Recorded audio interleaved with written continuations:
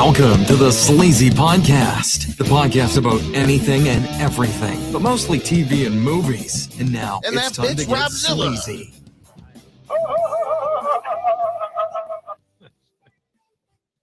Never gets old, does it? That never gets old. Never. All right, so we are back. It is Sunday, April 21st. Mm-hmm. All right. Just in case you need a frame of reference for the time and date. It's just can't remember. 3:39 p.m. In case you can't remember from yesterday because it was It's not 420 anymore. Sober Yes. up, So pothead. gas up. I am fully sober, sir. Have you know that? Okay, so this is episode 183 of the world-renowned Sleazy Podcast.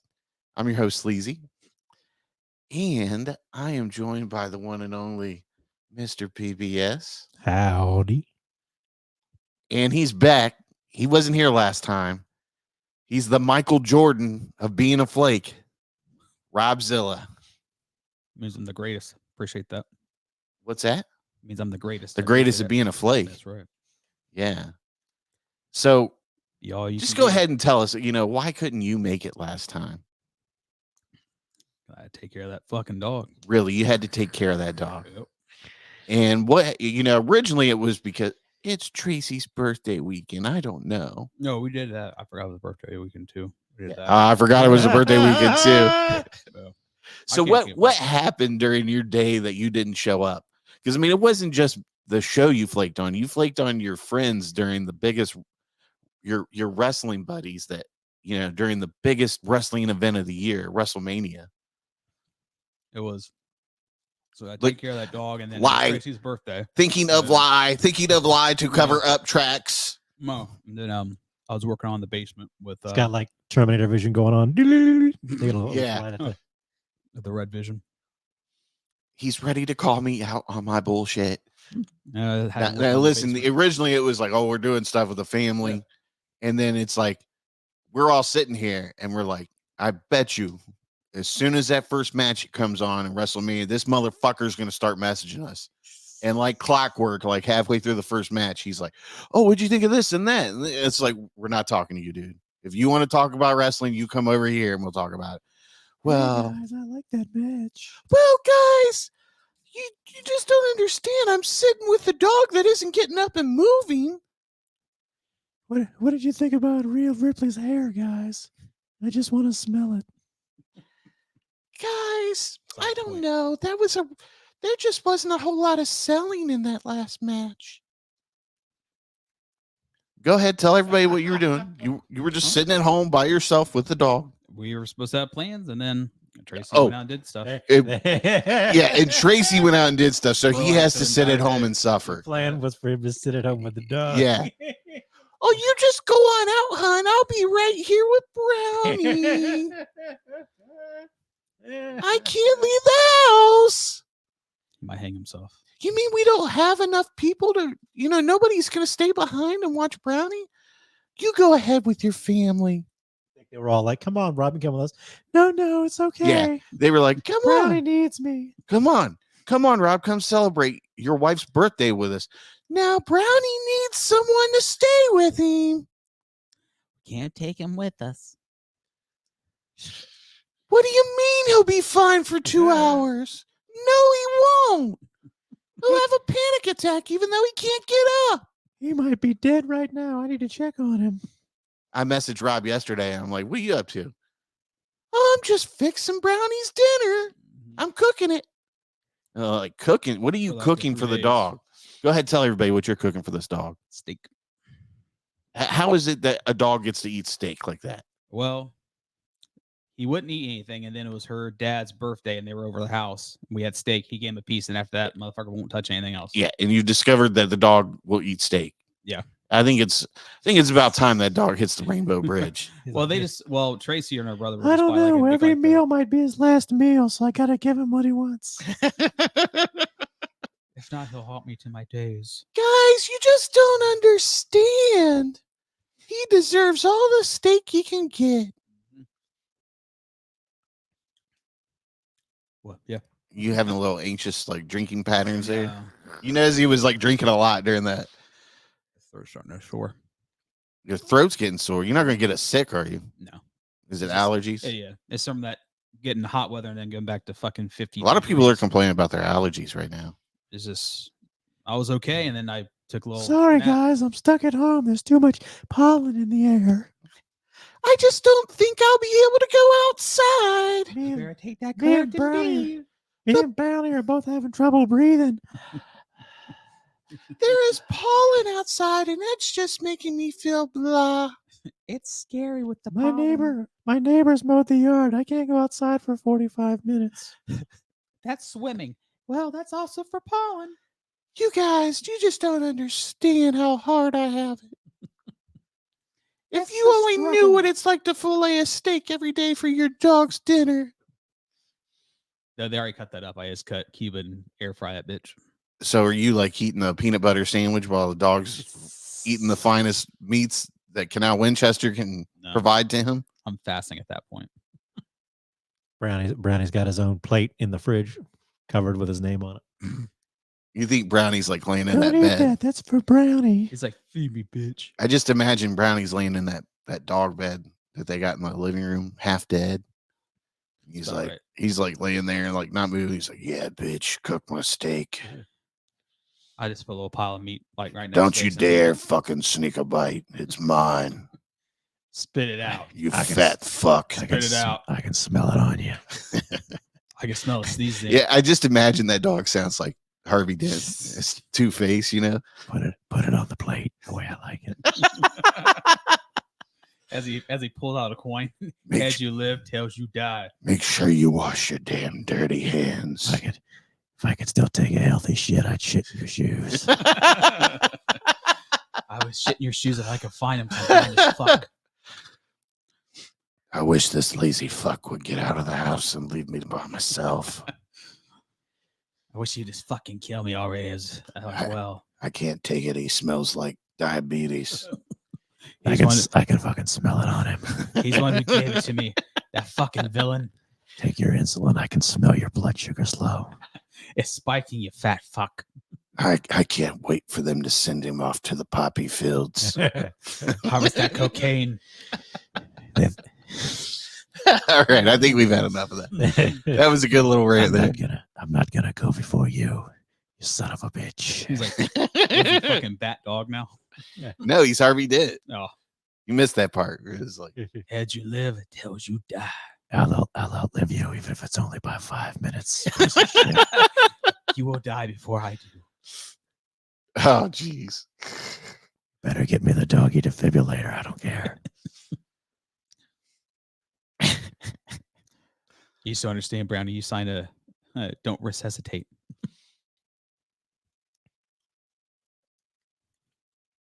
All right, let's get with the screen. I'm going to share this screen. Sorry, guys. I'm zoning out here. And we'll go to this view here. All right, so we're just going to go into some crazy news with Mr. PBS.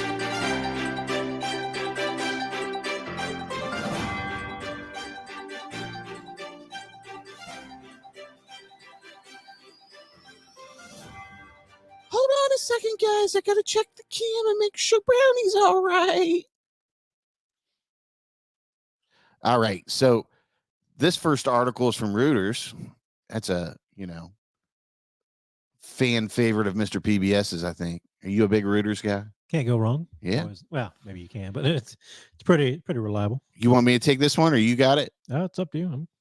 All right. Well, I guess I'll just You probably know a little more about it than me. I watched a couple videos on this. People were just talking about it, but it's a crazy story.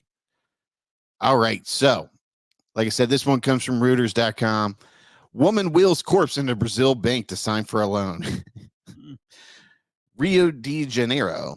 A woman brought a 68-year-old man in a wheelchair into a bank branch and tried to get him to sign for a loan. But he had been dead for hours. Brazilian police said on Wednesday. Erica Vieira Nunes wheeled the cadaver. I like how they say cadaver. into the bank in Rio suburb on Tuesday and told the teller the man wanted a loan for 17,000 Rias, which is 3250. Security camera video showed. She held a pen and moved his hand forward to no response. Have you guys seen the video of it? Yeah. It's pretty, like, you look at that and like how they just like not call the cops immediately. Right. Uncle, are you listening? You need to sign, she said, according to the security video, suggesting she signed for him. He doesn't say anything. That's just how he is, she said, adding, if you're not okay, I'm going to take you to the hospital. Bank staff became suspicious as the man's head kept falling back when the woman stopped holding it, and they called the police. Okay, good. Who arrested her on the spot on fraud charges. The corpse was taken to the morgue. Her lawyer argued that the man died at the bank, but a police forensic analyst determined he had died earlier while lying down. Let's see here. Yep, that's it for that article. It's like voting, like if you're in line, stay in line. I mean, that lawyer is reachable, and he's like, "Well, he died when he was about." That is some Weekend at Bernie shit if I've ever heard or seen. But yeah, in the video, you can see her like lift his arm up, and the head kind of goes down a little bit, and you're like, "What? That is some fucking Bernie shit, dude." Yeah, like it's just crazy. You think she like scribbled his name on something, and she was like, "Oh, I can pull this off." Probably. I mean, you got to be desperate to fucking will your dead, whatever he was to her. Was it uncle or something? That's what she said, yeah, uncle. Yeah, will your dead uncle in there and be like, hey, got to get this $17,000 loan one way or the other. He's got good credit. He's not dead yet. Yeah. 17,000 Reyes or 3250 basically. Another article from The Guardian. I don't think he's well. He doesn't look well at all, remarked one distrustful employee. You think? I wish they'd be like, man, that guy's fucking dead. Yeah. That is a doorknob. That's just fun.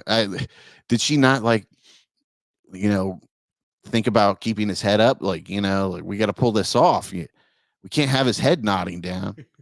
I think she threw that plan together in like 5 minutes. Probably. She was like, probably saw him dead, and she was like, I need to go get this shit taken care of. Before it starts to smell and decompose. Yeah. That's just crazy, dude. Yeah, that's something. So if Brownie ever dies, are you gonna, go into the vet and try to get some cheap insulin, pet insulin for yourself? I would. You would? Oh yeah. Would. Is the pet insulin cheaper than your insulin? I've always been curious of that. Like, is it an upcharge for humans? I don't know, because I know with him for one vial, I think it's like $80. Oh wow. Something. We usually get 2, so it's about like 180 something typically. Oh Jesus. It actually went up, so it's probably like 185, I think. That's too much. You better have me stuffed when I'm dead, so I can keep an eye on your ass. You're not getting rid of me that easy. Take my blood sugar and my shot, bitch. So do you guys take a comparable, like the same kind of insulin? I know they have like different kinds, don't they? Well, they have. I think there's 2. Well, the one we get is Vetselin, and there's one other one. I forget the name of it because they usually ask us. I'm like, oh, we get them the Vetselin. I think it's almost like the same thing as humans take, basically, I think. Yeah, I mean, it's insulin. So it's insulin. Yeah. How much do you pay for a vial? Well, I get a pen. I think with like the the pen, the one I have for Humulog is like 300 units or 200 units, I think. It's something around that ballpark. I'll have to look. I get like a box and it's like a 4, but I get like 4 boxes, so that's like $26. Oh wow! But don't ask me what I'd have to pay for Ozempic. That's like fucking $500. That's crazy. Yeah, I don't even pay it. Let me get a hit off that pen while you got it out. Yeah. Save my insulin for myself later. I'm gonna take all yours. Fatty. It's my turn, bitch. My turn, fatty. Make sure you cook my steak afterwards. I want that shit medium rare. Is that what he had? Do you cook it well done, or you just give it? No, we just cook it. Like I season it, and then I just cook in the air fryer for like 10 minutes, and I flip it halfway. Okay, so you're cooking it. Yeah, pretty close to well done. Yeah, well, it depends on how thick it is. Yeah. Sometimes they're like thicker pieces. Sometimes it's pretty red, but I warm it up for like 30 seconds. What kind of cut of steak are you giving? I think. Well, we just get just like a big like roast one, and then Tracy just cuts it down. Oh, okay. So he don't get no filet mignon. Like he can. The fucking dog still eats better than all of us. Yeah, I'm jealous. All right, so we're going to move along to our next article here, and this one comes from the New York Post. You want to take this one, PBS? The Nye Post. You couldn't get it? I just had it up. Hold up. Oh, okay. Back at it. He's slacking on getting his posts up. Telling me. The world's just too crazy. There's too many. Mm-hmm. The world is going fucking nuts right now. Too much crazy news. Perplexing details emerge about wife found dead after carjacking. Right out of a television show. That's what I like to hear. Oh, Florida. Shocker.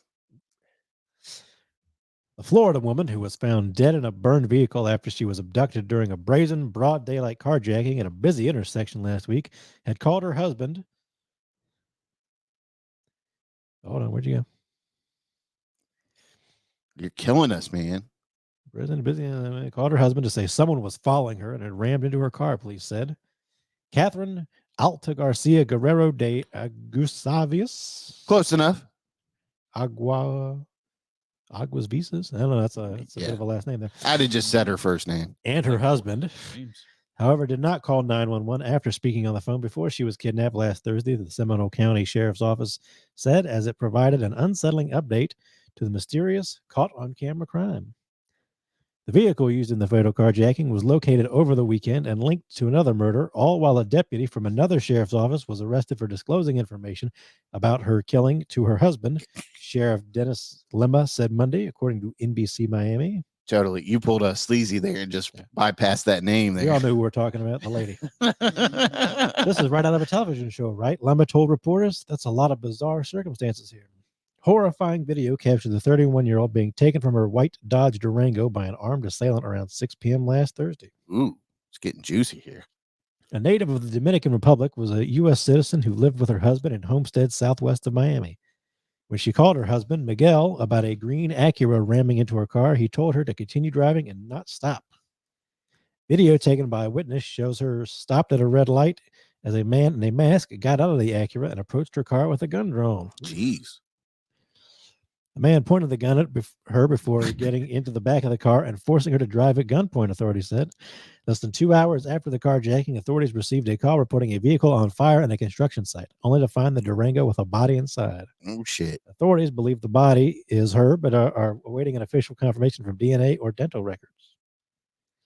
The green Acura, the only one of its kind in Florida, was found abandoned on Saturday in Orlando. A vehicle matching its description was at the scene of the murder of tow truck driver Juan Luis Cintron Garcia, 39, in Orange County on April 10th, a day before she was killed, authorities say. I absolutely think they're connected, but we'll have to have physical evidence that absolutely proves that, Lemma said. In another twist, an Orange County deputy was arrested Sunday and charged with 5 felonies after he was accused of leaking information about the investigation to the husband. Where's the Netflix documentary? Yeah, this is going to be one for sure. Yeah, give that a few months. Deputy Francisco Estrella, a family friend of the husband, is accused of providing him with details of the investigation, including lead detective's home address. Oh, shit. The plot thickens. What they had to gain is something that I'm incredibly interested in, Lemma said. Why would somebody do this? Why would they put their own job and life on the line to communicate with one of our detectives? To give an alias in the process? It's incredibly frightening. Lemma noted that the husband had been cooperative and is not currently a person of interest, even though he feels he hasn't been entirely truthful. Quite frankly, I think he knows a lot more than what he shared, Lemma said. You don't have your wife communicate with you that you're getting rammed by a car and go 2 hours without calling anybody. Lemma said the husband handed over his phone to authorities, which led to the discovery of Estrella's involvement and his arrest. Investigators are still perplexed by her husband's explanation of her trip, which he alleges was to see family. I think the initial story was that she was up here to visit family members. I don't know that we believe that, Lemma said. I think that there's a lot more blanks that he could help fill in about the circumstances involving this particular crime and now potentially other crimes. Lemma said his office is investigating whether the case could be linked to gang or cartel members. Authorities have not determined a motive for the killing, but Lemma said it appears the occupants of the Acura knew whom they were targeting. We still have incredibly dangerous people that are out there on the streets. We still want to encourage our public to, again, not approach these individuals. They should be perceived as armed and dangerous, Lemma said. All right. They certainly should be perceived as armed and dangerous. So where was this at again? Florida. Florida, Orange County, Florida. Yeah, okay. Orange County, Florida. So she was carjacked. Then they found what was it? The white Durango. Was it? They found the Durango burned with her burned in it. Well, with the body, but they were going to confirm if it was her. Yeah. So, it's so crazy. It's hard to follow. Yeah. So, and I've watched a couple videos on this, and I'm still like, what the fuck's going on entirely? Well, but then there was another detective that was somehow involved in this. They said, right? Mm-hmm. That was arrested. He was leaking info to the husband. Yeah. So, I mean, it's just crazy, dude. I can't wait to see something more detailed. Like Netflix should just, they should already be having camera crews down there. They probably have like hired people just to look for this kind of crazy shit to document. Oh yeah, I mean, just like we're fans of the crazy news, other people make a living off of it. So they would hire us. Like, hey, no, they wouldn't. We're not journalists, but it's just crazy. Yeah, less than 2 hours after the carjacking, authorities received a call reporting a vehicle on fire in a construction area, only to find the Durango with the body inside. And then the husband didn't report it. That's the thing. That's kind of throws off that like.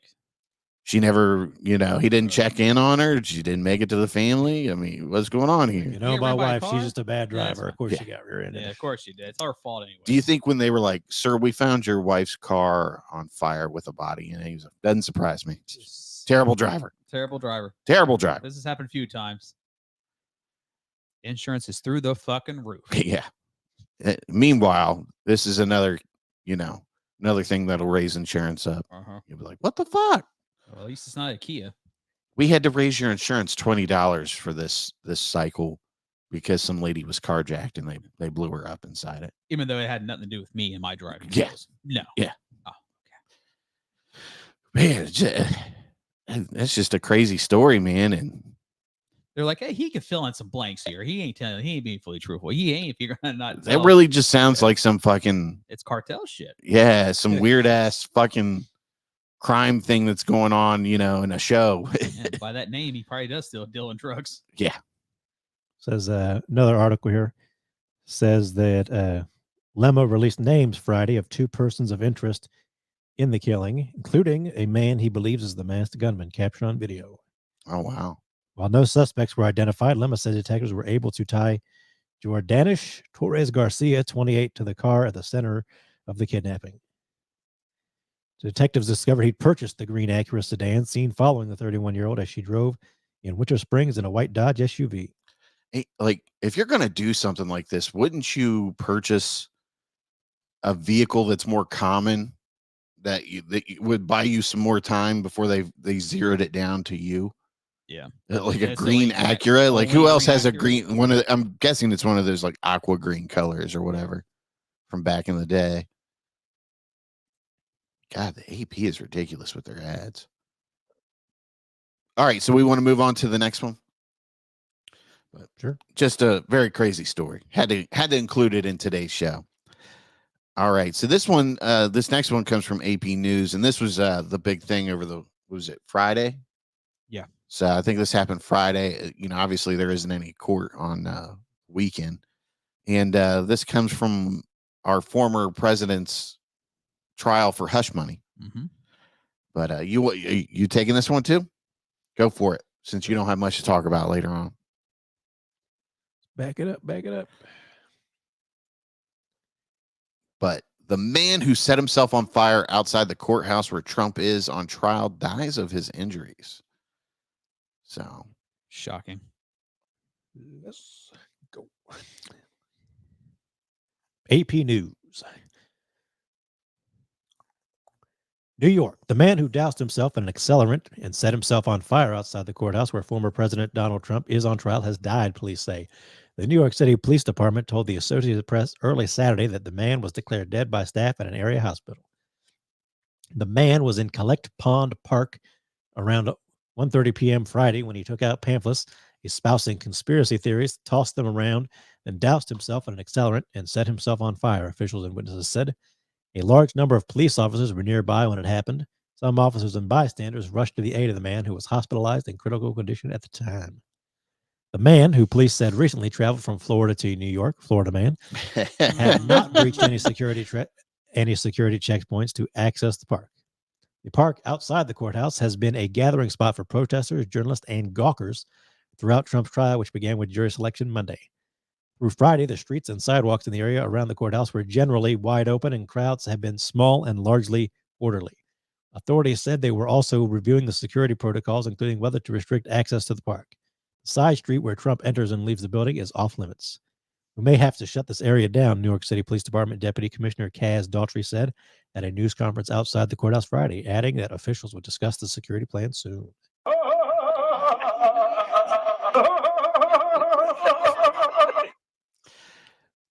Yeah, there's actually a little news thing here. I think I forgot to share the sound. Let's just stop screen. Present.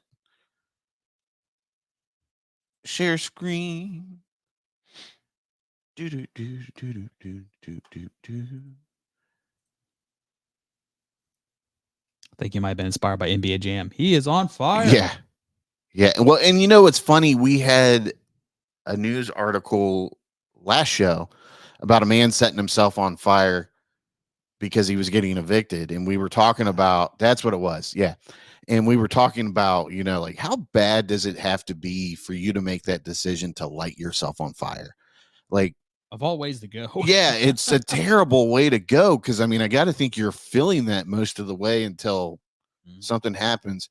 But I totally I sent you guys the video on X. Did you guys open it this morning? I don't think I opened that one. He's laying there on the ground looking like Anakin Skywalker in episode 3. And he's still got some flames on him, obviously. And it's kind of funny. They're like looking around to see if anything else is on fire. And then they look back and they're like, oh shit, better hit him again with the fire extinguisher. Him again. But he's just sitting there like, you know, he's gone. He made a decision. We're gonna make sure anybody else. I mean, if somebody burns themselves, what's the point in saving them? That's what was my thought. I'm like, this motherfucker set himself on fire. I hate to be cruel like that, but somebody sets themselves on fire, the damage is done right there. You know, unless you're able to get there right away, like as soon as they do it. And, yeah. But I mean, even then, they're still going to be maimed for life. And yeah. But I mean, especially when you're talking about like the toll that takes on you once you've been doused in flames for a minute or so. Like, I mean, come on. Yeah. It seems kind of pointless. Yeah. At that point, you gotta make Attentive's old website lived on work. Oh, that's an ad. I don't want to hear that ad. Says he was an extremely nice person, said Larry Altman, the property manager of his apartment building, who added, he had political views that I would not consider mainstream. He called our government and the world government a Ponzi scheme. You know, he's not 100% wrong there. I mean, does it work for being burned alive? Yeah.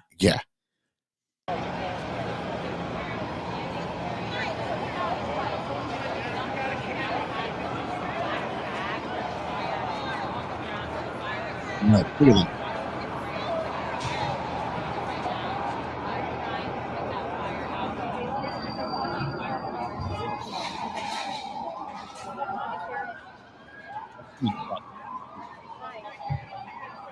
I mean,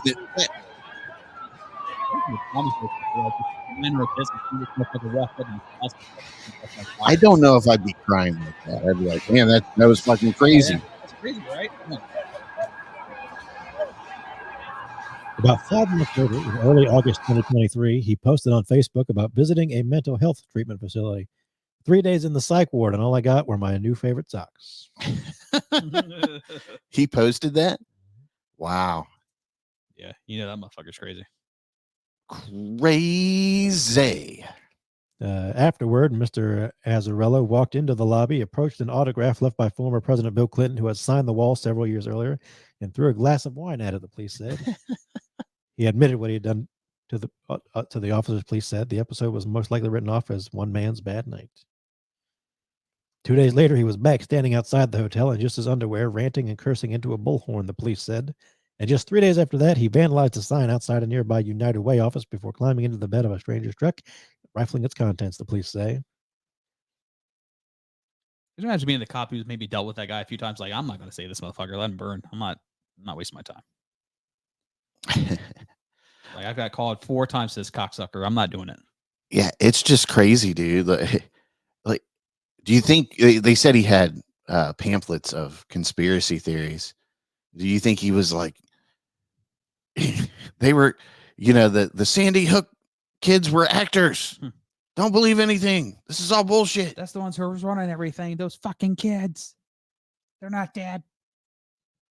Yeah, I just wonder if he I would love to. I wonder if there's video. There's got to be video of him talking before he does it. It's 2024. There's got to be some type of video. Yeah, I mean, because they said it was an area where people protest. So I imagine people were filming and doing other things. They're like, look at these stupid bitches. Some of them people were acting like it was their best friend getting set on fire when they were leaving there. I mean, listen, it is everybody is not cut from the same cloth, and I'm sure it's very detrimental for some people to see that in real life. But yeah, that's just crazy, man. I'm like, all the guys on fire. Okay. You have to be mentally ill to set yourself on fire. Well, of all ways to go. I mean, Jesus Christ, dude. That and drowning's got to be the worst. Yeah. Because I mean, you're just waiting to die at that point. There was a movie. I think it's called It's Pad. I think it's it's a comedy. Yeah. They're like, what's the best way to die? He's like, I think it'd be drowning because it's like God's giving you a wet hug. Yeah. Okay. So I'm like, okay. Until you're gasping and choking on water and can't breathe. And then all of a sudden you get ate by a fucking shark. Because a shark would be in every situation where you're drowning. Exactly. I think you'd want the shark to eat you. You would think. I don't know. That might be torture. Drowning might be better than having a shark eat you. Yeah. Because you'd be alive for some of that. Yeah. You ever seen a shark's eyes, Chief? Yeah, no, that's. I was waiting for a Jaws joke to come in there. Thanks. Yeah, seems like that dude is not there. You think he were like, aliens are demons? Like I hate to tell. Repent. It's like fucking aliens are here, man. I hate to tell him the governments and the economy is a Ponzi scheme. Sorry, you didn't need to. You didn't need to set yourself on fire, buddy. It's like I can just suffer the rest with the rest. I hate to tell you, dude, the economy is indeed fake. Yes, money doesn't actually mean anything. It's all made up. What Mr. PBS said to him after he's fucking dying on the ground. It is a Ponzi scheme. You'd have to do all that. I believe you, sir. It's see, if I were a cop and I was right by that and I had to deal with it, I'd be like, you dumb motherfucker. I wish somebody would. Now I got to deal with this. You imagine all the fucking paperwork I got to deal with this shit. Exactly, bro. Exactly. Nobody's trying to deal with that shit. I mean, God, jump off a fucking building. People are just trying to earn a living, and now they got to extinguish a man who set himself on fire in the middle of the street. I do appreciate him not taking anybody with him. Yeah. I mean, that's the way to do it. So many of these people anymore, I'm taking half the block with me. No. Maybe this will be the thing that stops school shootings and stuff. They'll be like, oh, okay, we can do this without hurting other people. And look at all these people running away crying. We can still inflict the same amount of pain here. This is more traumatic. Yeah. Instead of killing these people, we'll let them live with the image of me setting myself on fire for the rest of their lives. Imagine that therapy bill there, buddy. Well, that, I'm sure that the smell is going to be something those people will never be able to get out of their minds. I'm never going to touch meat again. You think somebody was like, smells like chicken? Probably. Yeah. That's how people are. It seems to be the case when people smell certain things. They're like, oh, it smells like this or that. And man, who's grilling? That smells great. Oh, that's a fucking body. Yeah. Now that's just Jerry. He set himself on fire because he can't handle all the conspiracy theories he reads. His head's gonna explode. I bet his name. What was his name? Did they say his name? Was it Matthew Alozero? Matthew. Was it? So feel like Matthews. A lot of people named Matthew are crazy as fuck. Not the ones that we know. I know a couple crazy Matthews. I know a couple of those. Don't let Mr. Talbot fool you. He's crazy. He's secret. Yeah, secretly crazy. He plays it off pretty good. He doesn't get the devil's lettuce. Yeah. It's an American Psycho waiting to happen right there. Okay, so I watched Quiet on the Set. I finally finished it this week. Yeah. So did you. Yeah. You didn't watch anything. I don't even know why you're here. Look, I don't care about these Nickelodeon kids. This wasn't my Nickelodeon. This isn't my Nickelodeon. It was at the tail end of your Nickelodeon. Yeah, well, none of my Nickelodeons were molested. Kenan and Kel, I didn't watch all that. You didn't watch Kenan and Kel? Not really. Yeah, all that? Not really. I watched a little bit of all that, but I was just I didn't care. What's your favorite Nickelodeon show? All that was the one to go to sleep to. What was your favorite Nickelodeon show that, if you had to say right off the bat right now? I love Eureka's Castle. Okay. Is that a Nickelodeon show? Yeah. Just a kid's show. That's Nickelodeon, I think. What was Eureka's Castle? Was that The It was Muppet kind of Muppets, ones. yeah. okay? Or Puppets, Muppets, I whatever. do love puppets. What was the one where they were like skidamarinky dinky doo, skidamarinky doo? I know what you're talking about. They had like a puppet or something, didn't Yeah. they? And they slid down a slide. Yeah, I know what you're talking. They about. wore like overalls, right? I think so. One guy did or something. I can't I remember. like David the Gnome. That was on Nickelodeon. I love that show. I fucking loved Legends of the Hidden Temple. That's where it was That was at. my shit, Yeah, it bro. was. Turn the monkey head around, dummy. Then I more- got a hard. fucking puzzle on my sleep. Guts. I mean, Guts. Guts. Come on, man. I Nope. need to make a Guts shirt. Double Dare. Double Dare was good too. Mm-hmm. Yeah. Are See. you afraid of the dark? Yeah. No contest. Are You Afraid of the Dark was great too. That was a Fantastic. killer one. Mhm. But man, Closer explains it all. Rugrats. this Doug.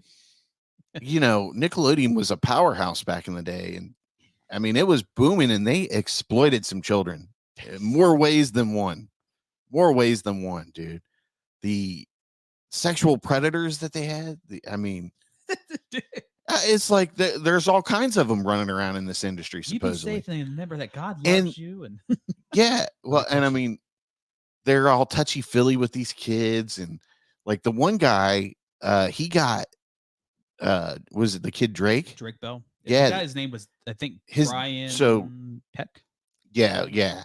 And this guy, like, I want to say he ended up working somewhere else, didn't he? Well, he went to jail, right? Like for 16 months. Yeah, he went to jail. Before that, he was on. They showed a video. He was on. I think it was Growing Pains because he was like fucking touching up on Leonardo DiCaprio. Like, look at these muscles. Yeah, it's really, and Like this motherfucker. No. it's really an odd.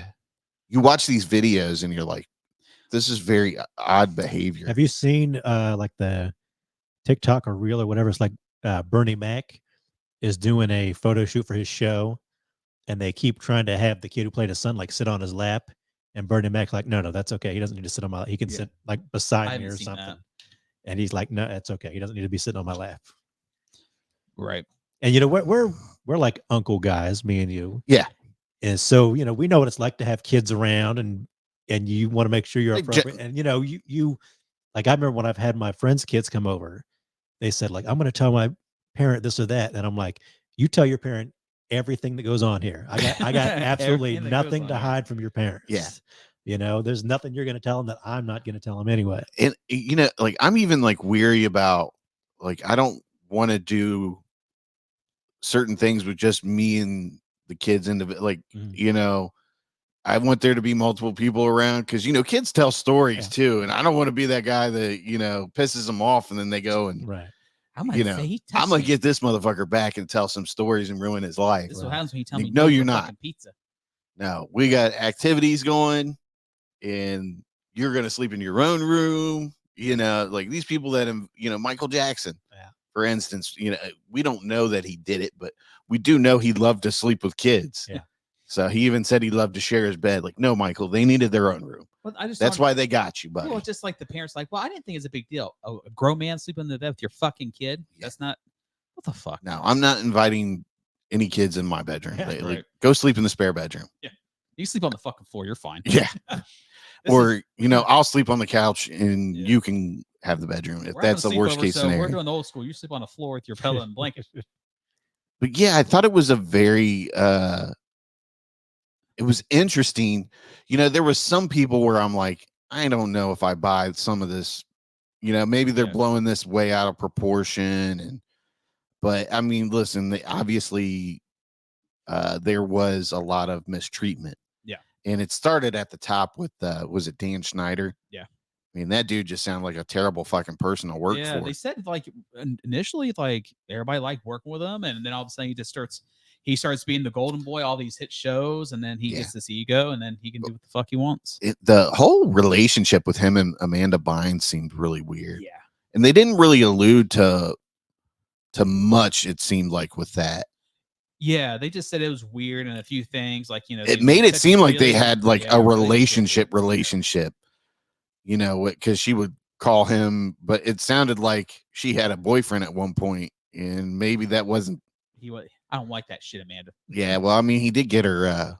What do they call that when you divorce your parents and emancipated? Emancipated, yeah. So I mean, but He's like, He's like, all right. You look at how successful Amanda Bynes was, and then you look at like the burnout that's happened. Yeah. And it looks like she's trying to be happy to some extent nowadays. I think she's like trying to get her license to become have a nail salon or whatever. Nail salon or hair or something, but something like that. I mean, you just wish these people, I hope they're, they can find peace and be happy. Right. But man, I tell you what, when they got to the Drake Bell episode, like I could tell he was distraught. Yeah. Like just a little fucked up. The uncomfortable look he had, and you could tell he got a little stiff sitting in the chair, and he didn't know how to describe certain things without it being, you could tell he didn't want it to be too graphic or detailed. Right. Well, I think they said they was like, well, if you're describing, he's like, this is the way you can put it. Think the most horrible way you can sexually assault someone, and just imagine all of it. That's it. That's what all of it. Yep. And then they actually showed some of the the paperwork from the courthouse or whatever. Sodomy and dude. I'm like, dude, when you hear that shit in a courtroom, it goes, it echoes through your mind. You're like, fuck, dude. Well, even like Drake Bell's dad could see it with that guy touching. He's like, I don't want him around him. Yeah, he really did. And that's the thing. That guy, was it Brian Peck? Brian Peck, yeah. Yeah, he orchestrated getting the dad away because he knew the dad was the buff, the divider in there. And he orchestrated it and turned the, Drake and his mom against him. And then once he was out of the picture, it was like full on, I'm be molesting this kid from now on. I don't know what, grooming or whatever you want to call it. Yeah. But well, he even said he stepped in the role of what his dad did because his mom didn't want to take him to stuff and all this. So he basically did everything his dad did. It's some crazy shit, man. And like, obviously we weren't a part of that era of Nickelodeon, but I remember it being on. Yeah. Drake and Josh. And I mean, I remember them being like super popular. I remember that. Amanda Bynes. I remember catching the very beginning of Amanda Bynes before I kind of tuned out of that era. But it's funny. Like, I would love to hear what Keenan and Kel have to say about it. Like, it seems like they have almost kind of been a little quiet as far as like talking about it. I remember it was like on, I think might have been a TikTok, but he was doing an interview and they were talking to him. He said he didn't really have much to do with him after like all that and stuff. He says more the tail end of it from him, but who knows? They probably had nothing to do with him that much. And there's a couple of people said who dealt with Dan Snyder. It's like, oh, he was nice to me. Yeah, it really seemed like it was, what you could do for him and what, if he liked you that day, just to say. But, like, I did feel kind of bad for like the kids that had to do like the like X Factor shit, and one kid had to eat like worms or something like that, or it was, I can't remember. Well, one had, I think it was like they had to put a scorpion in her mouth or something, and then the one kid had to be covered in peanut butter and licked by dogs, which is so fucking weird. Yeah, that was weird. Like, and it's so, and they said a lot of times too, like you don't really think of it. It's like it's a little weird, but then when you look back at it, it's like that's fucking strange, and it's very. I wonder if that's like us, like having a that sexual overtone the older you get. Obviously I think a lot of stuff they were just trying to hit home runs that would be funny to kids or whatever and make it outrageous. But then you watch the Ariana Grande video. That's what's really disturbing. The what's the Britney Spears younger sister, Jamie, is it Jamie Lynn? Yeah, Jamie. The one where they shoot this goo on her face, and it totally looks like a cum shot. Yeah, and she's just like, it hits her, and she's like shocked by it, And I guess what was, the guys on the set were laughing, and she didn't know what it was, and they were like, didn't understand what it was. Yeah, like that's a cum shot all the way. You notice how slow Rob was to say Jamie Lynn Spears. He didn't. He didn't want to be like, who's Britney Spears? Oh, that's Jamie Lynn Spears. Do you think Rob, like, he saw that and he was like, I love that episode? I hope not. No. Rob was like, I was definitely too busy with the dog for that one. Okay, so I've got this article up, and it's like below is a summary of the main allegations and quiet on the set and the responses to them thus far. Schneider, inappropriate jokes. Snyder's habit of putting child actors in subtextually sexual sketches was established on his first main Nickelodeon series, All That, of which he became the head writer and showrunner. For example, child actor Leon Ryerson was placed in a skin-tight superhero costume. Yeah, I remember this one with a phallic-looking prosthetic noses on his shoulders. The punchline of the sketch resulted in the nosy superhero shooting snot at someone else in a move described by journalist Scotchy Soul, I hope I said that right, as a cum shot joke for children. See, like that, I mean, it's a little weird, but I get there's noses on them, and they're trying to hit something with it. That's what I'm thinking. Like certain things, and it's like with cartoons, they say there's always some like sexual tone in a cartoons hidden throughout the cartoon. But I mean, maybe it was, maybe that was just an innocent thing that we're all taking too serious. Like, I'm just trying to be the devil's advocate here. Well, then there's certain. Well, even on the pads, the way it's supposed to be looks like a nose, but it looks like something else. If you look on this, like shoulder pads. Yeah. I mean, yeah. He looks like a walking nutsack, pretty much. I mean, it's weird looking. You know, there's always been children's family shows that have those kind of jokes. Sort of make. There's always a joke in there to kind of keep the adults tuned in with the children, like entertained. Yeah. And you know, we grew up on, like, you know, kids. This was kind of maybe like the end of kids TV in a way. Like, they don't make movies and TV shows, I don't think, for kids the way they used to. Yeah. You know, and like I said, I don't watch a lot of children's TV, so I couldn't tell you. But I feel like it's certainly since the 90s, I wouldn't say it's the same. And then since like these Dan Snyder shows that went up into the 2010s, I just don't know if it's the same anymore. If kids shows are made the same, if they're live action kind of stuff. And it's, you know, like we grew up watching 80s and 90s movies and TV shows that were for kids. Yeah. And now you kind of watch it sometimes and you'll be like, they cuss sometimes. Maybe you saw it on the Disney Channel on TV, so they didn't cuss. And now you watch it, oh, they cuss. They just edited it out. Well, there'll be a joke or something. It'll just be a line. Somebody will say a line like that. You're kind of like, oh, that I didn't understand what that meant when I was 12, but now I do. Now. Yeah. How about was it the Mr. Pickle guy or whatever? That was Brian Peck, and he ended up being a nut job. The guy that's like sticking pickles through a glory hole. Yeah. And for Ray Romano. It's like a pickle. He'd always show up in different skits as the pickle guy. He just walked around with a plate of pickles. And sure enough, he's the guy that molests a star of the show, you know? Yeah. It kills me that kid, this all happened before he got, you know, really took off on Nickelodeon. So this kid gets abused and sexually assaulted. They go to court, get this guy arrested for what, 16 months he got? Like that, 16 months. Because he had what really kind of pissed me off was they had everybody that this guy has ever worked with, interacted with. You know, a lot of people showed up for him on his court day and wrote letters to the judge for his character or whatever. Right. And it's like, you come to realize that some of these people came to realize that they were misled into what he was actually being put on trial for. Right. But, well, you know, there's always like, what would you do if you found out somebody you'd been friends with for a long time, like it did that? Yeah. You'd be like, look, I know this nice guy who's helped me with this, that, and the other, and I didn't. You would hope people would stick up for you in your time of need, but I mean, there's a certain line where if it's that serious, you just got to sit out and let the law handle it. Like, you gotta be like, this is my friend and I love them, but that's fucked up. Yeah. I'm not writing you a letter talking about your character, dude. You need to go get help. Like, well, it's just, and they play the part too. They're acting. They're really hiding who they really are, and they're fooling people. What did they say anything about like where the parents are? Yeah, well, and that's the thing. They can get around not hiring some of these pedophiles because you don't need to do a background check. I think there's some loophole. Where if the parents are on the set with them, then you don't need a background check to hire certain people. And you know, that's like these guys were busted for soliciting to minors or whatever.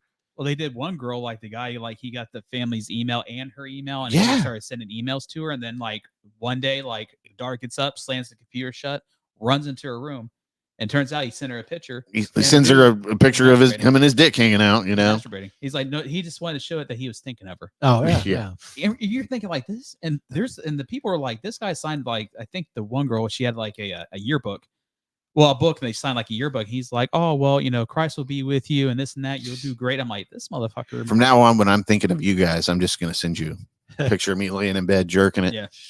Thinking of you. Just thinking of you guys. He's thinking about me. I'm loved. But like, because there's a long history of parents kind of being dicks to their kids. Yeah. In the industry too. You just got to look at like somebody like Macaulay Culkin who made all that money, and his I think especially like his dad was a dick, and they had his money forever and all that.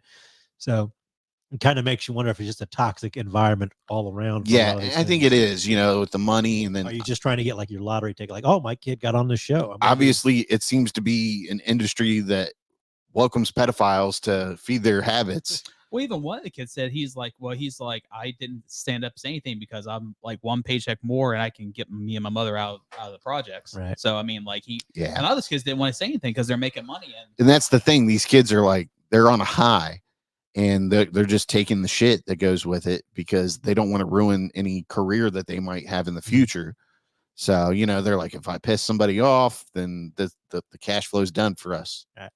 Well, just like they said with the one kid, I think like it was like I think the skill was like he's like Mr. Fetus or something, and like he said the skin tone wasn't correct. He's black. They should be charcoal, not brown. And like I guess like the makeup artist put their hand on his shoulder, like just ignore him and stuff. And he's like, of course I didn't say anything because I needed the money. Mm-hmm. Yeah, the Amanda Show's writer's room. Chrissy Stratton, one of the two female writers on staff at the Amanda Show, states that working for Dan was like being in an abusive relationship. Stratton and her fellow writer, Jenny Kelgan, alleged that they, as female writers on staff, were forced to split their salary and were threatened by Snyder for reporting the matter to the Writers Guild. Additionally, Gilgan claims that when she returned as a writer for season 2, she was offered a contract that forced her to work 11 weeks unpaid. Yeah, I think it's like fuck that. Yeah, it was like 16 weeks paid and then 11 non. So it was like 26 weeks. I was like, that these two were some, like, I understand it was a shitty work environment, and obviously at that point you have something on your resume, like maybe it's time to not work for this asshole anymore. Yeah. But I think she even said, like, when she came in and pitched the idea for something for like season 2, Dan Snyder was there with all the other like male writers just standing behind him, just like waiting for her. Yeah, and she pitched it, and then he's like, "Weren't you like a sex phone operator?" Like after all that, it's just like, and you look at him, you're like, he looks like that kind of a dickhead. Yeah, he's that creepy guy that throws that stuff out there. Yeah. I mean, listen, that could have been a playful joke that he crossed the boundaries with. Right. And not everybody's perfect in the workplace, I guess you could say. And this guy was way not perfect. He definitely had some issues. And the only reason why he was around was because he was such a success for them. Yeah. I mean, hit after hit after hit. Well, even like his parents were like really smart and Harvard graduates. And they're like, they didn't have high hopes for him. They're like, he's just a fat piece of shit, basically, is what they thought. Yeah. But he was a good writer. And I think he was, he took a lot of his child frustrations out on the people that worked for him, obviously. Yeah. But yet, like, it was one of these chicks that they said they were telling a story, and he threw down a pint of ice cream or something. He made because he would make bets. He said he'd get someone $200 or $300 if they finished 2 pints. I think it was like $300. Yeah, $300. So she finished it, but he never paid her the money. And then he said he wants somebody to kill this fly for $30. She's like, hey, would you put that on my tab since you owe me $300? I guess he flipped out about it. And he's like, don't you say I don't take care of my bets. And he's acting like a bitch, basically.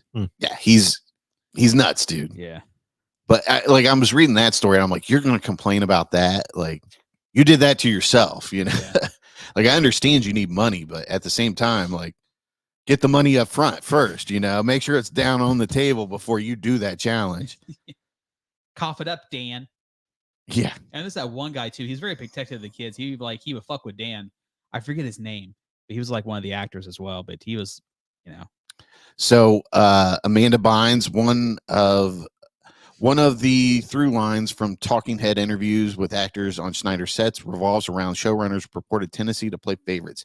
Many interviewees cite Bynes and Schneider's intensely close relationship. Yeah, it was weird. Yeah. According to journalist Kate Taylor, when Bynes was star power rose behind children's media, beginning with the WB sitcom What I Like About You, it appeared that Schneider thought he should be the one to usher Amanda into adulthood. That's weird. Yeah.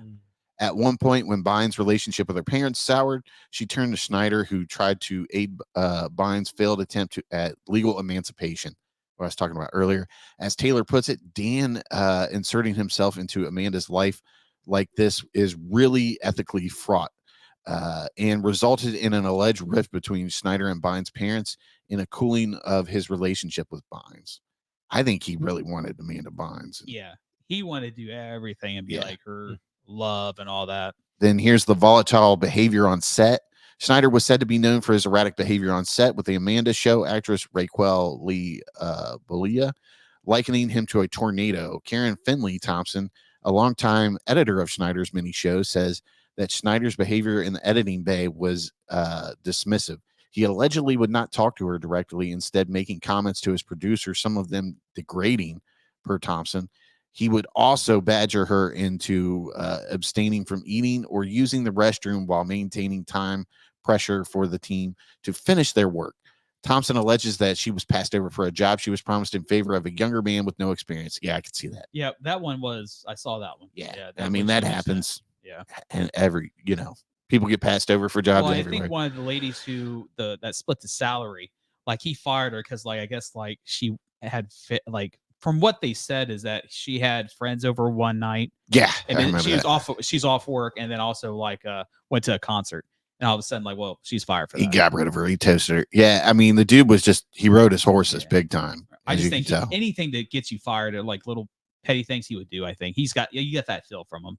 He's a petty prick. Sex offenders on set. According to the mother of a young girl who acted as an extra on the Amanda Show, the parents weren't allowed on set as their children were ushered around by production assistant Jason Handy. That's the guy.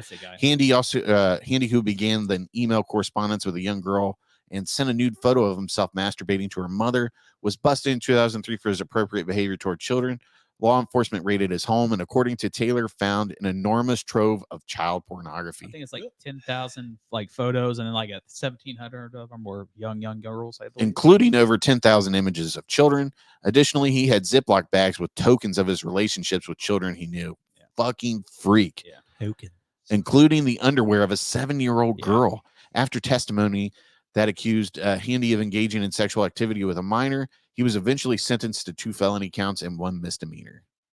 4 months after Handy's arrest, Brian Peck, an actor turned dialogue coach, that's another thing. He was always super close with these kids, who portrayed the character Pickle Boy. That's it. Okay, Pickle Boy. Pickle Boy, even though he's a man, and all that, was arrested.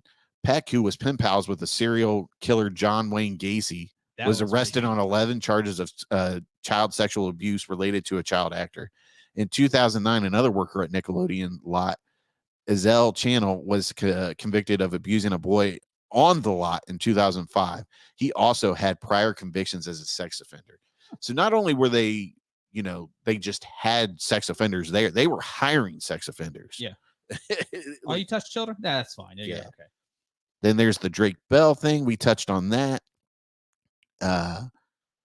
Bell's father says he tried to prevent Peck from being around his son until Peck successfully drove a wedge between Bell's parents. After Bell's father stepped back as the manager, Peck convinced Bell's mother, who became the main guardian, that it made sense for Bell to stay at Peck's home for easier access to auditions. He had pretty much worked his way into every aspect of my life.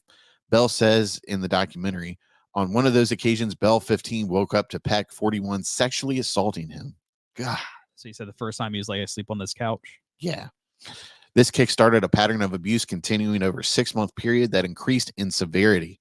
Jesus. I know he had a gang of dudes that he was like. Yeah. He's me and my friends want to go to Disneyland. Yeah, weird. Well, I think what the crazy one is that he kept calling his cell phone when he had a girlfriend. Yeah, he called the house. Girlfriend's parents house. That was weird. And the girlfriend's mom was like, we're going to take you to see a therapist tomorrow to see what's going on. Yeah, because I guess she brought him in and she's like, what's going on? Oh, he's just, this and that. She's like, no. He's like, not a 4-year-old man's gonna call a 15-year-old. He was calling his cell phone. Drake wouldn't pick up his cell phone, so he found the number of the girlfriend's house and called their house phone, asking for him. Like, good. He's like, hey, we're going to Disneyland. Bro knew he was getting dumped. It sounded like, guy's trying to get rid of his child abuser here and have a relationship. Yeah. Won't let him have it. Okay. Bell describes the abuse as extensive and pretty brutal. Jeez. concluding by saying, why don't you think of the worst stuff that someone can do to somebody as a sexual assault, and that'll answer your question. Yeah, that's crazy, dude. It's so sad hearing that. And that's tough. You're like, oh, could you describe it? It's like, no. It's fucked up, dude. Yeah. And the fact that he only got like 16 months is a crime in itself. See, that's the reason why I couldn't be a judge. I'm like, I turned to the guy like, I'm gonna tell all these prisoners what the fuck you did. Yeah, he should be. You're not gonna make your 16 months, buddy. And for people like that, I really think they should go to jail, and there should be some sort of mental health that they go through while they're serving their time. Because eventually they're gonna get out. I'd make an announcement. Hey, this guy's a rapist. You don't need to check his papers. So yeah, have at it. I know the easy answer is I'll just kill them all. But, but a lot of those guys can't be rehabilitated. Yeah, they're fucking monsters, basically. Yeah, I would agree. But you got to try, I guess. You can try, but like, oh, you're an offender, you offended again. Well, that's your strike, buddy. Sorry. Yeah, Brian Peck's industry support. We talked about that. When recalling testifying against Peck in court, Bell remembers Peck's side of the courtroom being full of notable figures in the industry, some of whom wrote letters to support Peck. Quiet on the set names some well-known letter writers, including James Marsden. Yeah, that's weird. Taryn Killam, Alan Thicke. I heard Alan Thicke's name. I was like, Alan Thicke. Didn't Leonardo sign one for him? Ron Melendez, Ryder Strong, and Will Friedel. That's right. He's another one that got abused, didn't he? Will Friedel. Will and I think Will and Ryder. I don't think Ryder. It's crazy how much it goes on in Hollywood. Well, it's so funny because you think about that big interview that there was on like The View with like Corey Feldman, and they were just like laughed at him like, you're just being dramatic. No, he's telling the truth. Yeah. On top of asking for leniency for Peck, some letter writers also appeared to have used victim blaming language. Yeah, I remember seeing that. Like he couldn't resist the temptation and stuff like that. Yeah, that's fucking ridiculous. I wish that one of the friends like burn this motherfucker. However, some of the letters have since said that they were fed misinformation when they wrote their letters of support, stating that they would have not written them now had they known the full story, obviously. And then, Schneider's got a response. Take away my boy. Yeah, we can play this response real quick. Even more. Hey, it's Boogie. I played T-Bo on Nickelodeon's iCarly. This is too much. On my sets. That's a solution. The last thing I want to ever do is put any content in a show that's going to upset my audience. There. Want to turn off the TV. Why would I ever want Look to at that goatee. Makes sense. Give me the nuke codes. Yeah. But basically, what I get, he defends himself on the racist accusations and stuff like that. And he does have a good track record of, with Keenan and Kel and some of the other stuff, but that doesn't take away how these people were treated on set. Right. Well, we've seen that. It's a clip on TikTok with Tim Dillon, and he shows this. He's like, yep, right there. He's like, he wasn't apologizing, but he's trying to be, I was the first woke pedophile. Yeah, he was the first woke pedophile. Yeah, just let you know. Yeah, it's just, it's very, if you're a fan of the Nickelodeon series or you're a parent and you want to see what your kids were watching and what happened behind the set, just pull up that and you'll be like, that's fucking disturbing. Yeah, it's definitely worth a watch. It may not be, if you're a victim of that sort of abuse, I don't know if you want to watch it and hear it, but it's definitely interesting to see what, was really going on the sets of Nickelodeon. And now this is true abuse. Okay. Yeah. Get your abuse correct. Yeah. It's definitely, some of it's, especially the Drake interview is definitely tough to watch because you can just tell the discomfort. Well, and the feet thing too. Yeah, the feet thing was weird. Yeah. The massages on set were weird. He would make people, Dan Schneider would make people massaging on set. Like he'd be like, come over here, get out of the booth and massage my back. Yeah. While we're doing this skit. Maybe weird stuff, man. Maybe your back wouldn't hurt if you drop some weight, you fat fuck. Right. That goatee is just. It's a fucking villain. Yeah, it's child predator goatee right there. Yeah. Bro is audition, you better rub my back. He's definitely not helping himself get out of that creeper mode, like he looks the part even more nowadays. They're probably like, how can I make sure that he's not much of a pedophile? And people are like, what's your grow goatee? Aching for a date with Chris Hansen. Yeah. Hey, we got the emails right here, buddy. Where are you going? Yeah. Oh, we were just hanging out. I think Chris Hansen would have definitely caught Brian Peck back in the day. Oh, yeah. Hands down. Yeah. But Brian Peck didn't need to go on the internet and find say kids. hands down or He had pants them at down. work. Yeah, pants down, basically. Yeah, it's Would that pretty- be hilarious if, Chris Hansen has the set and they're watching, the cameras are watching it, and this guy comes up with a plate full of pickles. Like, what are you planning on doing with those pickles, sir? Why don't you have a seat? Pickle boy. do you bust out the picture of him and his penis? Like, sir, is this your penis? Yeah. I don't know. I don't really recognize that. I don't recognize that. I would never do such a thing. All right. So moving on, we're going to talk about Fallout. Man, it's a good show. It's on Amazon Prime. Walton Goggins, baby. Listen, Kills it again. I have never played the video games. I actually just fired up 3 the other night. I've played 1. I think it might have been New Vegas, I think. I'm not a fan of I have to talk to everybody and Yeah. have dialogue with everybody and get a certain reaction out of them or what. Like, I just want to play a story and have action or whatever. I don't want to explore everything and, have those conversations like I just mentioned. But yeah, I've never played the video game, so I knew a little bit about it just from having friends that have played it. Yeah. But man, I gotta say, I enjoyed the show. I thought it was good, and it ended, and I'm like, this is it? This is all we have? 8 episodes? Yeah. It's like that could have been let for another 2 episodes before it ended at that point. Yeah. And our boy Walton Goggins stars in this. And it's a great mixture. It's like, you get your nuclear Fallout mixed with like a Western, mixed with like the Knights, basically, with the Brotherhood of the Steel. Yeah, those guys those suits were fucking awesome. Yeah. Okay, so if we go here, share this. This is Fallout. And let's see here. So who directed the first 3 episodes of this? Somebody, well, not popular, but famous, a well-known director, I thought. Let me see here. Creators: Graham Wagner, Genevieve Robertson Dworet. Okay, but anyways, Ella Purnell stars in this as Lucy McLean. And then we have Walton Goggins. He plays the ghoul.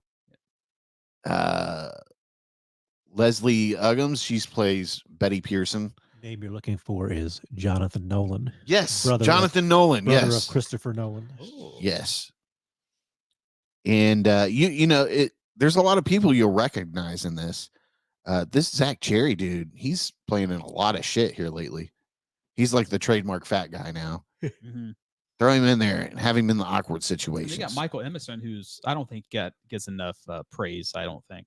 Who's that? He's the doctor with the dog and the very. Oh yeah. He was the bad guy from Lost. Yeah.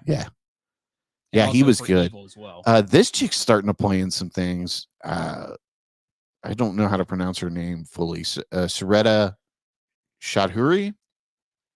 I think I'm close there. Oh yeah, wow. Saretta Chaudhuri. That's what it sounds like. Yeah, but she doesn't look that familiar to me. Did you notice who was the voice of the robot? Your boy Matt Berry. Oh, I'm just doing harvest your organs. Yeah. That would be nasty. We don't have fudge here.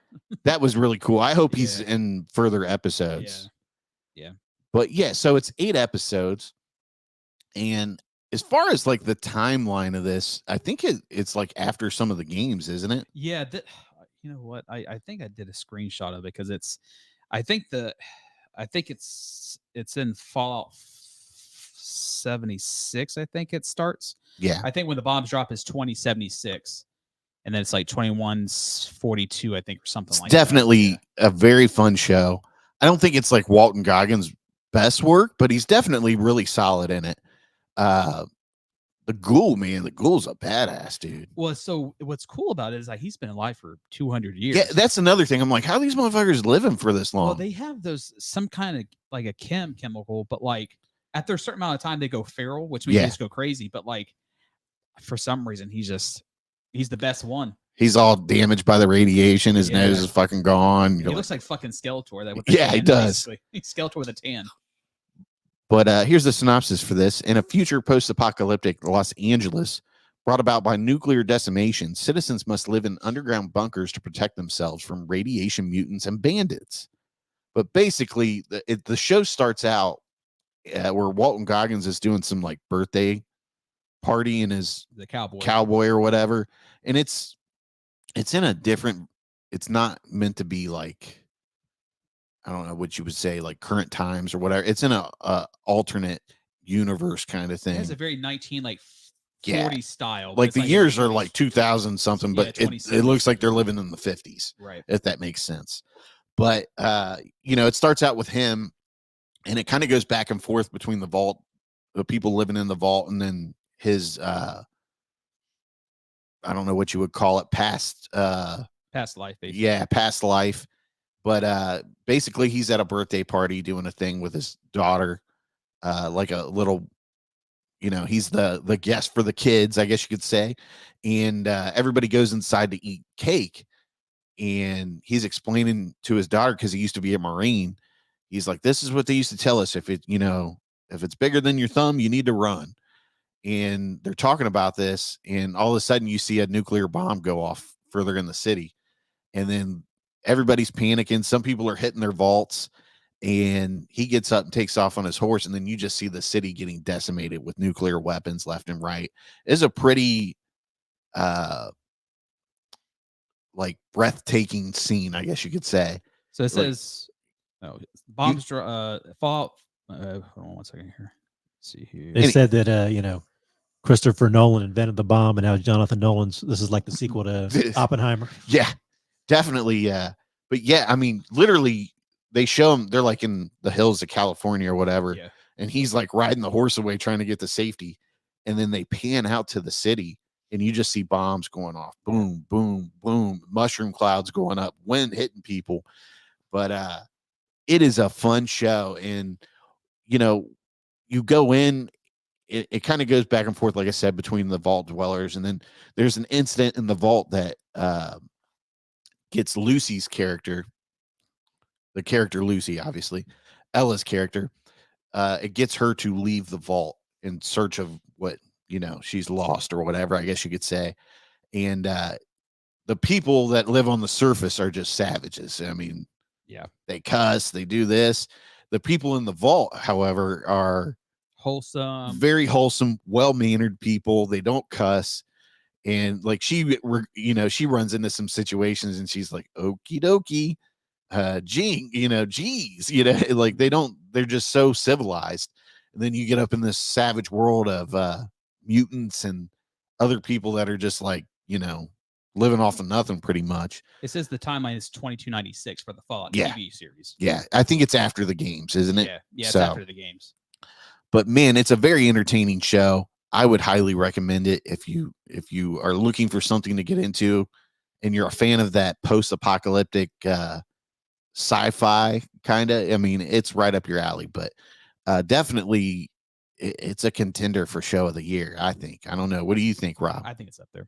Yeah. As of right now, yeah, but it's too early to tell. But there's a lot of shows out that we got to watch. But And I think it's up there. I can't really compare it to the games because I've never played the games. Right. But as a person that hasn't, watched it, I was highly entertained. Every episode I was into, I look for stuff that keeps me off my phone anymore. And this was a pretty good show for that. Well, because you don't, I mean, when you don't know much about it, you're more engaged, I guess. Well, even like the people who play the games said you don't really need to play the games to watch it. But I've been seeing more on TikTok. I've been people who are doing more of the backstories of the people in the games and like the stories. But it's funny, like I always wondered, people were always a fan of like the Vault Tech and Nuka-Cola stuff. Yeah. They always want merchandise of that when we go to shows and stuff for Nerdco. And now I can kind of relate to it. I'm like, oh, I see why they like this stuff so much. It's cool. We do have a show coming up, so we might be able to sell some more. Yeah, I'm definitely going to work on some Nuka-Cola shirts. Yeah. And then I've got a couple other things we're going to do for Korgs. It seems whenever it's something that's appealing like that, whenever we have a show, it's very appealing that it does sell quite a bit more. So. Yeah. But anyways, just to show you how good of a show this is, it's got a 9 out of 10 on, well, that's just the episode counts, but like the last episode, 9 out of 10. So, yeah, and that's on IMDb. That's hard to do on IMDb. So it's definitely a good show. I'm sad you didn't watch it and you had all this time. I'm not allowed. Why are you not allowed to watch it? My girlfriend said I can't watch it because I didn't play the game. So you shouldn't be watching it either. No, she's wrong. I don't tell me. Don't tell me. Well, since when do you do what she tells you? She said, "You can't watch that. You're only watching it because it's got good reviews." I'm like, "Yeah, that's generally how TV shows work. They get good reviews. So like, oh, I better watch that." You shut up, Kyle. And guess what? I don't have time to play fucking 7 games, so I'm gonna do the best I can and watch the show and enjoy the show. Well, too fucking bad, buddy. Yeah, No season 2 for you until you play the game. The ghoul decides to be fucking John Wick.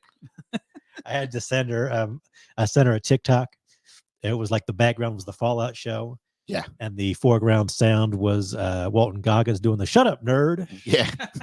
Go on, get out of here. Shut up, nerd. You need to chime in. Go She on, was get a out. toilet baby.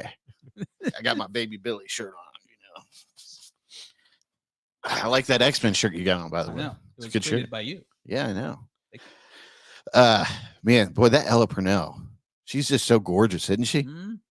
She's got those like mystical eyes, and you're like, whoa. She was excited for her wedding night. Yeah, dude, that's another thing. They had arranged marriages in one episode. Yeah. But yeah, it's crazy. What else is she plays in voice in Invincible, I guess. Yeah. I need to watch that show. I know her from Yellow Jackets, though. That's what I know her from. Yeah, that's what I remember you saying that you know her from. Yeah. She was in Army of the Dead. Yeah, she was the daughter. Oh, really? Mhm. Why do I not remember her in that? She wasn't really in it that much. Yeah. She's in Like a movie near the called end. UFO.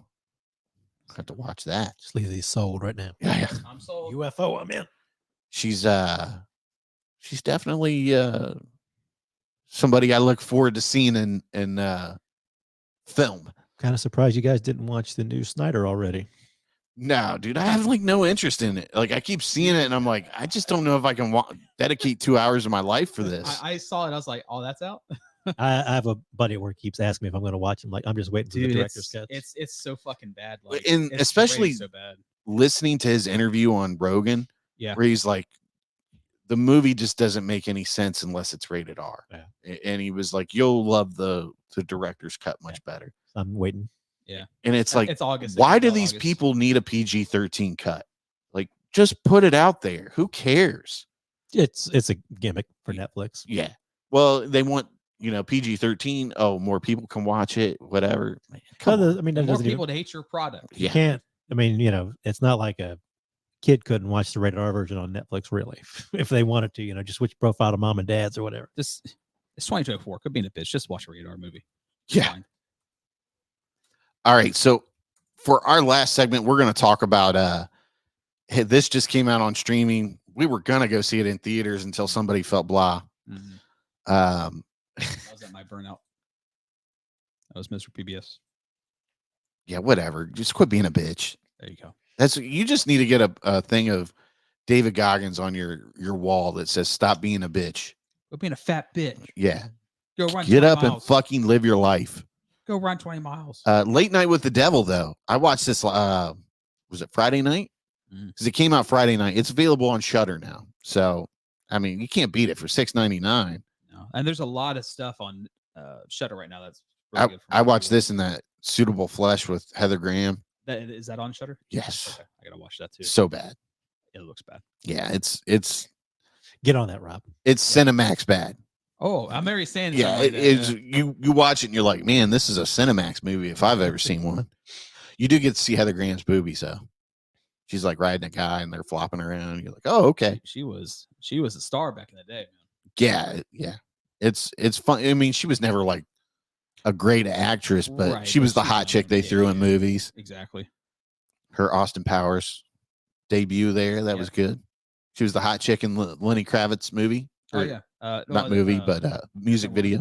American Woman. American Woman, yeah. Dun, dun, dun, Devilishly dun, good. Devilishly good. Yeah, that's what I would say this is. Devilishly good. Yeah. Okay, so basically, here's the short description for it. A live television broadcast in 1977 goes horribly wrong, unleashing evil into the nation's living rooms. But man, I just gotta say, I really enjoy when people give me something fresh, Mhm.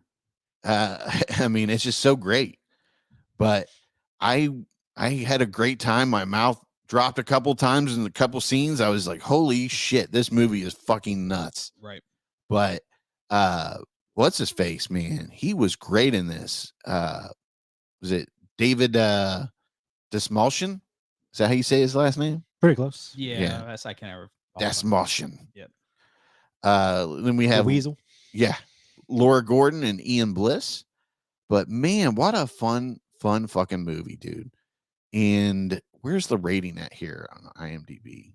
It's got a 72 Metascore, I see. Yeah, I know it's rated really high. I don't see where it says how many stars it got. But basically, this guy has a late night television show that rivals Johnny Carson, and his wife dies, so he's kind of. Did he take some time off? Did they say? It was like a month. And he was coming back, and he had to make things work. So they have this Halloween show on Halloween, and he somehow knows that this girl is. Well, first he has a guy that can talk to the dead. Yeah, and they kind of make it seem like he's kind of like a bullshit artist. Yeah. Then some things happen. Where he's not so much a bullshit artist. Yeah, he ends up having an episode, and then it leads into them bringing out this girl that is supposedly possessed, but I forget what kind of doctor the girl was that was kind of watching over that girl. But I think it's like a psychiatrist. Yeah, some kind of psychiatry or something. She ended up being her guardian, but she's like a psychiatrist. Yeah, but she can kind of channel them, call one out and then bring the other back in, if that makes sense, the demon in her or whatever. Yeah. And things just go terribly wrong after that. I mean, it just gets fucking nuts. But the movie is very interesting, and I like how they make you feel like you're watching it on an old TV. It's as far as the aspect ratio and all that. But I mean, David Dastmalchian, he's good in everything, man. And it's so nice to see him finally getting a chance to lead a movie. Well, a lot of people are saying that this is his best work he's done. Oh yeah, definitely. It definitely is. The chick that played Lily that was possessed, she was fucking good. She was good. But it's funny, and they have it set up to in a late night show thing where they're sitting down talking. He doesn't have a desk, so they're kind of sitting next to each other, and but he also has a debunker on his show. Yeah. And after everybody does their thing, he kind of shows how they can do how they did it, and or gives an example of how they're bullshit or whatever. And he's so cocky. He's got like a jacket on and a stogie. And I don't think I would be a debunker, but if I were one, I'd be just like that guy. Have my stogie out. Like, actually, you're all stupid. He says that multiple times. He calls everybody stupid. But man, it's just such a great show. And to see, an exorcism type horror movie take a different approach and just something completely new that we've never really seen.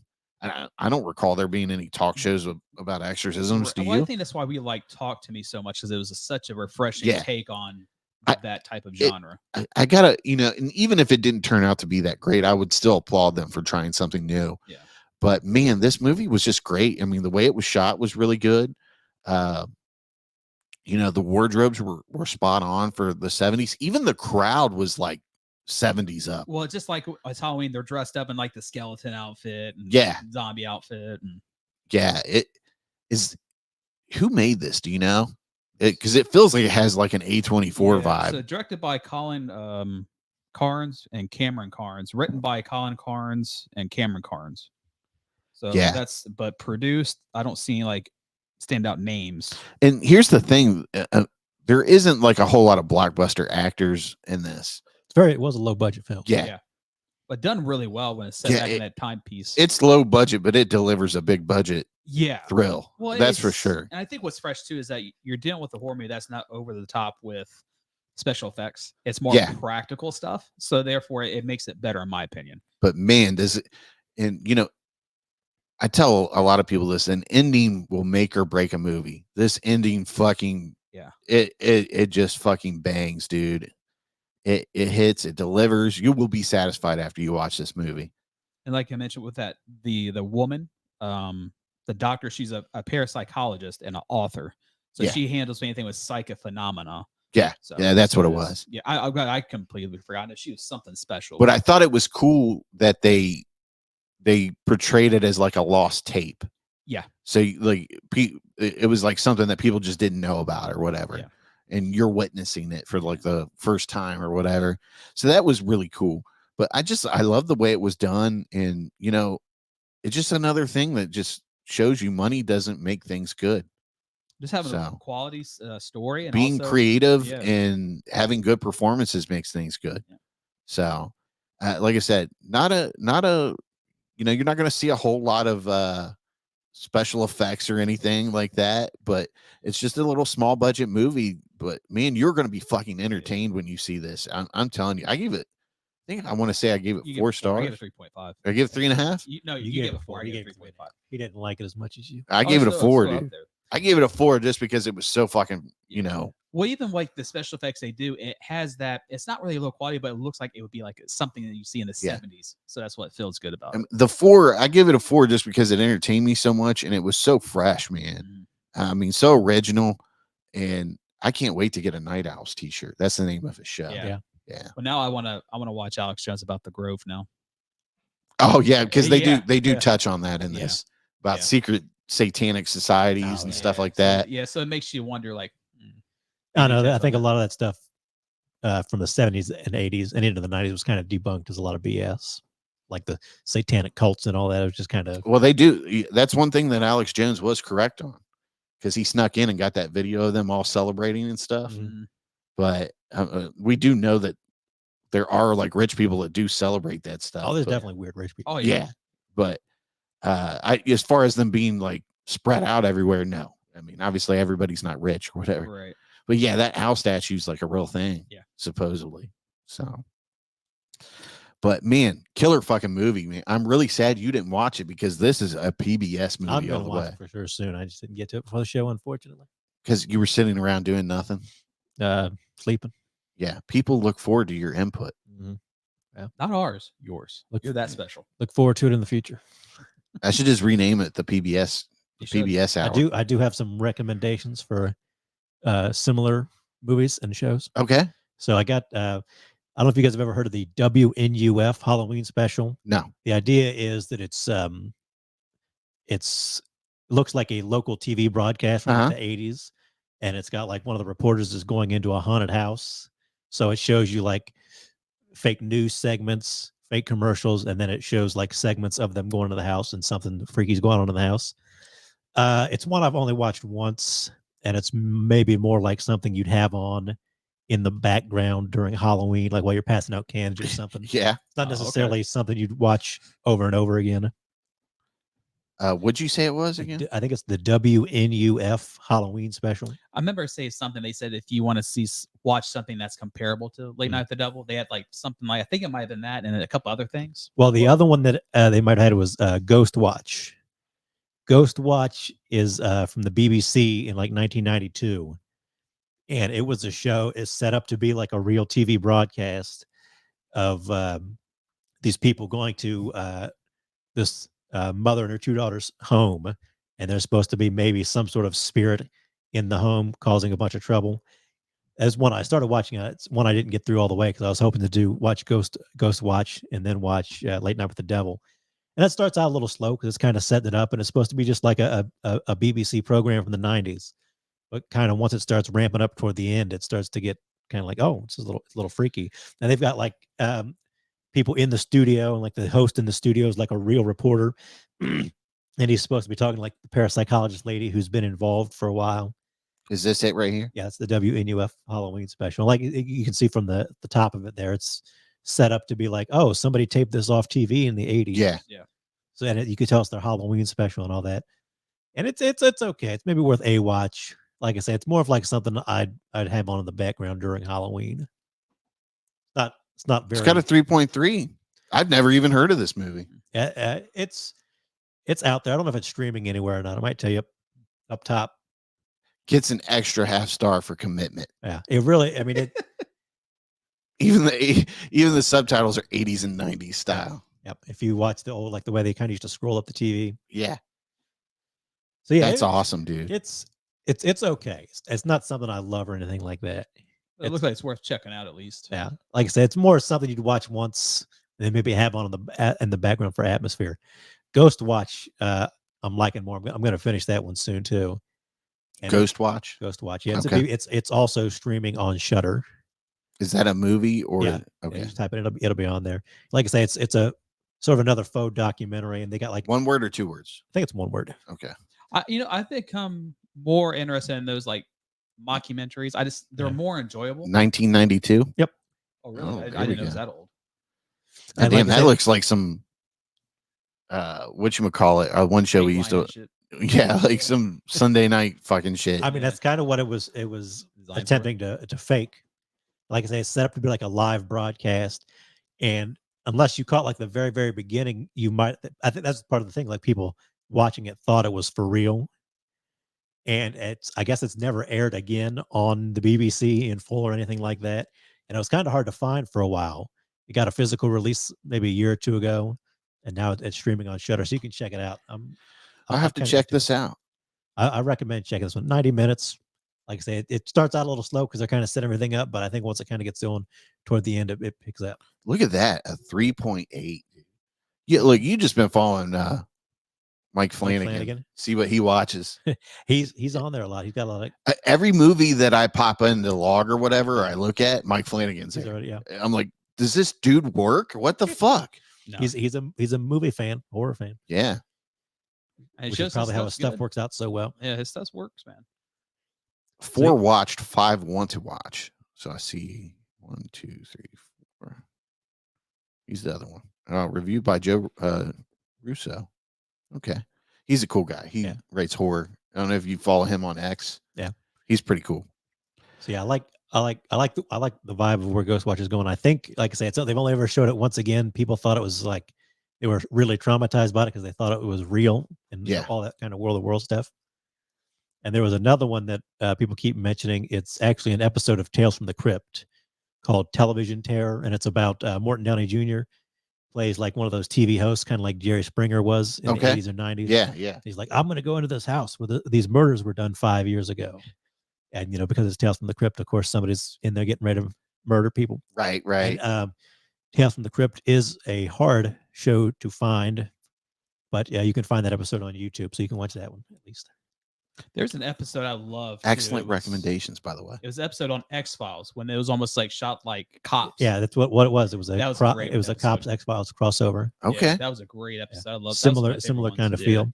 I need to add this to my watch list. I did get mad with X-Files just because like Mulder and Scully, I think it was Mulder, he'd be like, well, this and that, and this is real. Scully's like, I don't think it's real, bitch. How many things you've been to where this shit's real? Where did you say WNUF Halloween special was? I don't know if it's streaming anywhere. It might be.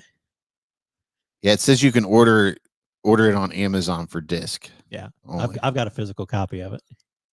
We know you do. Okay, all right.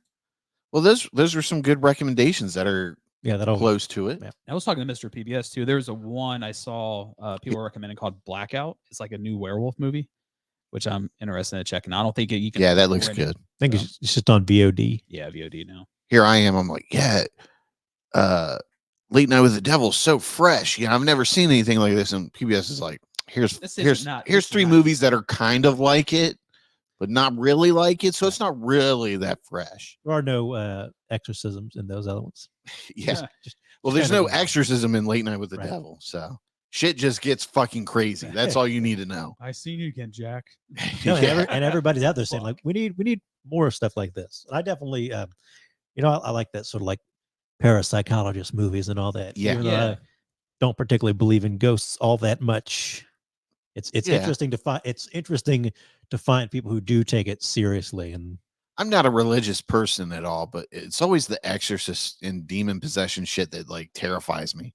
And maybe that's the unknown that kind of makes it scary to me. Well, I like this one too, because like you see the transformation. She doesn't like, I'm gonna suck all your soul. So I'm like, that's always. I think this was like the first like possession movie where I didn't hear like your mother sucks cocks in hell or something of that nature. Yeah, kind of like actually more about like I'm just terrifying. I'm just gonna leave it at that. I don't know if I care so much for like possession movies in general, just because they've all been done. But the idea of like a poltergeist or like a bad place. Yeah. Like, it's like, that's like a lot of Stephen King stories. Like something bad happened here a long time ago and the vibe Is that of like right? the just place just hasn't been the same. has just been very bad since then. There's a reason why you got this house below market value. Right. And I think maybe there is something to that. Maybe there is something about people's energy and dramatic shit Yeah. just kind of like never quite going away. Yeah. Right. You didn't move the bodies, you just moved the headstones. What the hell's wrong with you? You son of a bitch.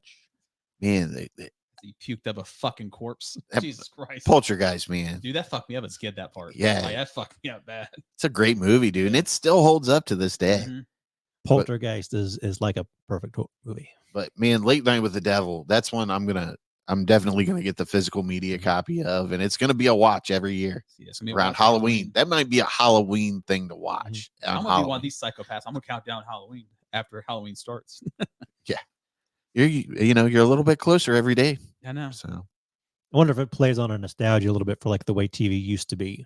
yeah, Also, That's you know, what it's it just not the is. same. Yeah, it's not. Yeah, that's a but perfect example. one thing I liked about Late Night with the Devil is like they're doing these interviews and then they're like, oh, something happens and they're like, we're probably going to take a break right about now. Yeah. And then you see the interaction Right. between the host and the people working in the background, the producers coming Yeah. out to tell them stuff. Because even the Monterey, it's like, and there's backstage footage as well during that night. Yeah. Yeah. I like that. I like that he had a announcer too. Like Yeah, it yeah. was full on like late night TV, but it was good, man. Gus. Yeah. Gus is the man. And I mean, everybody was good in it too for them not having notable stars in it, I guess you could say. Big names, I would Yeah. say, like superstars, but Yeah. it just shows you don't. You just need some quality people. Nobody That's- on there is winning the Oscar. Right. At They're least not right split- now. They're not splitting the Adam here, Marty. I wouldn't go that far, Rob. Jesus Christ. Calling people retarded over there. I'm sorry. I just love True Detective. Save the True Detective references for when they're needed. Yes. Yes. Sorry. That joke was uncalled for, sir. It's fine. Get over it. Jesus Christ. All right. So definitely check out Late Night with the Devil, especially if you're a horror fan. You're going to fucking love it. I haven't heard one person talk shit about this movie yet. Nope. I've So- seen some people that were a little meh on it, but I haven't seen that in yet. general, it's a very positive reaction. Right. Yeah. I think you'll dig it. And if you don't dig it, tell me why you didn't dig it. Can you dig it? Can you dig it? But that's all we have for this episode of La Sleazy Podcast. And we'll be back in 2 weeks. Will we? Will we? Hopefully, the Michael Jordan of flaking Are you sure? will about show up that? again. Are You'll you make me a sure jersey? about that? Brownie might be passing away in 2 weeks. I'm not Yeah. going anywhere, fucker. Why does it sound like Hank from Me, Myself, and Irene? Where you staring at, fucker? Telling you, it's Harvey Dent, dude. I need 30 minutes and 90 minutes alone. Get the fuck out of here. I bet that dog would love to get Rob out of the house. I just want to scratch my dirty butthole across the carpet for a while. Finally, that stinky fat fuck left. When you come back to the big pile of shit on the floor, I can smell the disappointment. That's the worst, dude. I see your blood is failing you. It's dropping.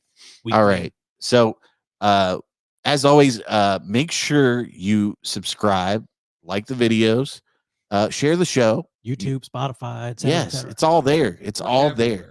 If you want to see video, you got to go to YouTube, though. I don't do the dual upload to Spotify and all that. They got video on Spotify now? Oh, yeah. Shows what I know. That's where a lot of people watch Joe Rogan. So, Mhm. Okay, that makes sense. Yeah. but That contract he's got. yeah. Well, and now he's back on YouTube. So, Mhm.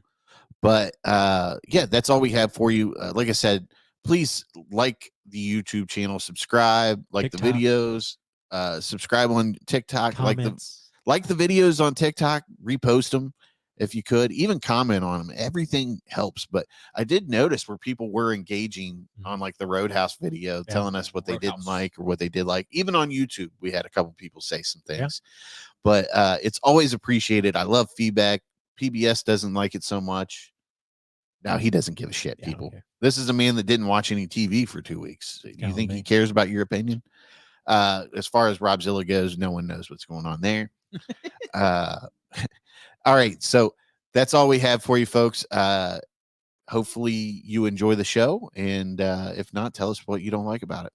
But we will see you in 2 weeks. So keep it sleazy. I don't like that fucker. Thanks for listening to the Sleazy Podcast. Make sure you hit the subscribe button and remember, listen to Sleazy.